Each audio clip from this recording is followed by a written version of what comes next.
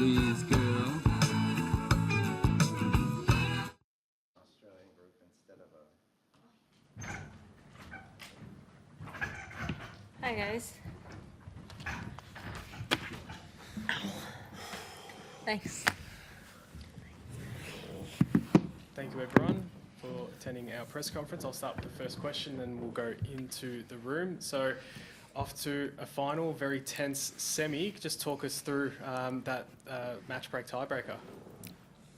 I mean, it was a really tight match, obviously, and but that's what happens in the mixed, right? I mean, it's with the scoring format, it's so tight all the time, and we were lucky to have 2 straight set matches in the first couple of rounds. But we're playing against one of the toughest teams in mixed, who've won a lot of slams together and separately. So we're just happy to come through, you know, especially after losing that second set and having match points. So yeah, we were just mentally tough, and we were able to come through in that third.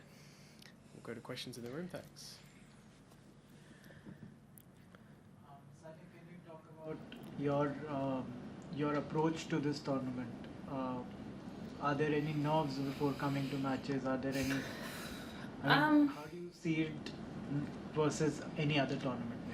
I play every match trying to win, whether it's my last tournament or it's my last slam or it's my first slam. So for me, competitiveness is in my blood, and every time I step on the court, I want to win. You know, and regardless of whether it's going to be my last slam, whether it's my last season. So that for me is, yeah, it's just who I am as a human being. I can't take that out of me. And it's special in many ways, and it's emotional in many ways, but the approach to every match remains the same professionalism, the same warm-up, the same routine, and the same sort of will to win. So that doesn't really change. That you and Rohan partnered for the first time all those years ago. When I was 14, yeah. Was that at the Nationals, and was it Delhi? Srirams. We won. Yeah, that's right. We beat, I even remember who we beat. Do you remember who we beat? You remember? I have a good memory too. It's not that. Who did we beat? I think Shruti Dhawan and Mustafa Gaur. Yeah, that's who we beat in the final. Rohan, you spoke about going for the title on tomorrow, Friday, when you all are playing, and how it was important for India. Can you just expand on that a little bit, please? I think everybody keeps always asking us why there are no singles players or there's only doubles players. I look at it saying that at least we have somebody still flying the flag in this tournament, and that's the most important part. I mean, I think every time a match of any one of us playing is telecasted in India, that's the only way to inspire somebody.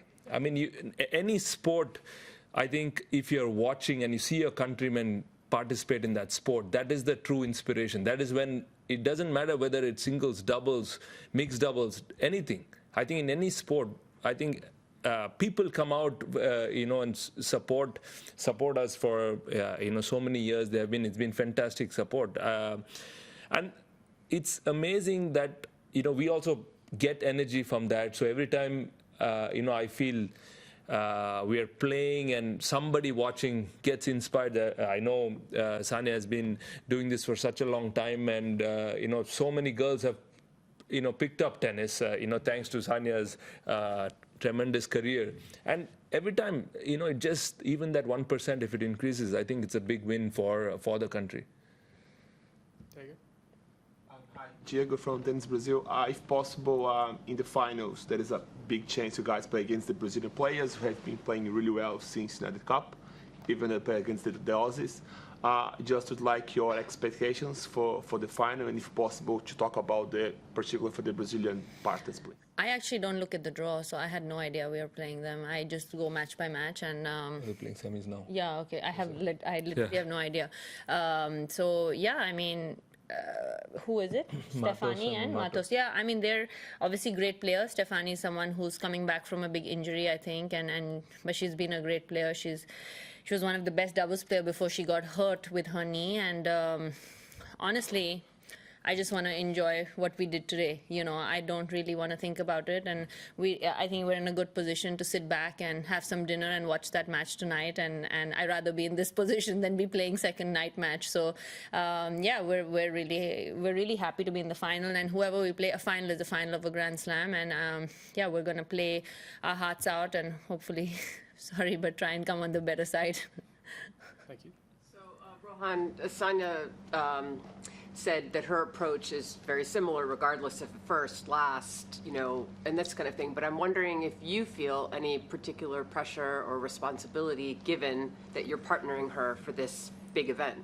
No, I think it's truly an honor for me to be playing with her. And when she asked me last month in Dubai, I straight away said yes. It's we get along great off the court, and I think that really made that difference today. Even though those guys I felt were, recently had a lot of match wins, the camaraderie we share, I think, pushed us, to get through those matches. Even though, close points we lost, I think that makes a difference. And then we enjoy playing, together. We bring the best out of each other, and on court, we share how we are feeling, and that's what is, truly great, and I think helps us come through those matches. And when we're on court, we're just playing tennis and really enjoying every moment, and not really thinking about it. I think it's been fantastic, reaching the final here again for me, and really looking forward to the final on Friday. Take a few more up the back. You said, Sanya, you've been coming here 18 years. I'm just wondering if you can sort of think about your favourite memories at the Australian Open. The first time I made the final here was in 2008, and we're in 2023. It's a bit scary for me to think about that, actually, to be very honest. It's been a long time coming, and for me, even though I've had so much success here, I think I'm in my 5th or 6th final here overall, having won a couple of times. For me, the most special memory remains playing against Serena here when I was 18 years old, even though I lost that match and I got blown off the court. But honestly, that was really my, so to say, for me, my belief was installed there that this is where I belong and this is where I want to be. And even though Serena won that tournament that year, but for me, it made me believe that a young Indian girl, the dream that I had to play in the slams and try and win them, was something that happened that year for me in 2005, and even though I've been able to win so many more matches after that and have some great matches and win slams here, but that memory, I still feel, I'm getting goosebumps when I talk about it, because I remember the John Cain Arena used to be Vodafone Arena when I played there. And it was an incredible memory for me, and that's something that was, even though I lost, was probably the most special.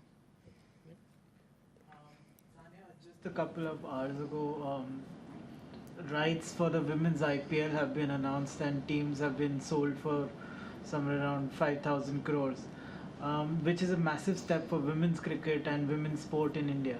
As someone who's been a pioneer for women's sport in the country, how do you see it, and where do we see the path forward? Well, it's obviously great, right? We're on the way up, and I think that it's amazing to have women. Obviously, we've had so many male cricket stars from our side of the world, but to have women stars as well, and is something that that's the way forward, really. And it's good to know. I had no idea that happened, actually. So it is. I'm pleasantly surprised, and we have some huge stars in women's cricket now as well, who are carrying that torch. And for me, I think we've spoken about this so much, about taking women's sport forward, especially in our part of the world where we still, I don't think sport is the most natural course of a career that they choose, young girls, right? Especially parents. So it's amazing. Maybe this kind of stuff helps parents also encourage their young girls to take sport as a career, because, it's not just oh my God, oh, what are you doing going and playing like boys sort of situation. Like, you can actually say you're playing like a girl. Last question, thank you. I wonder what you all said to each other after the second set, after the match points went by. Did you all say anything at all? Did you all know what needed to be? We said too good from Krawczyk. That's what we said. I think Desiree 5-all and 6-5 hit two incredible short cross-court backhands. I mean, and then we said, let's just keep at it, stay positive, and that was. I think the early lead did help. It does make a big difference, and I think once we had that momentum back again, we made sure we kept at it and put a lot of pressure on their serves, and I think it carried us through there. Thank you, everyone. Thank you, guys. Thanks, guys.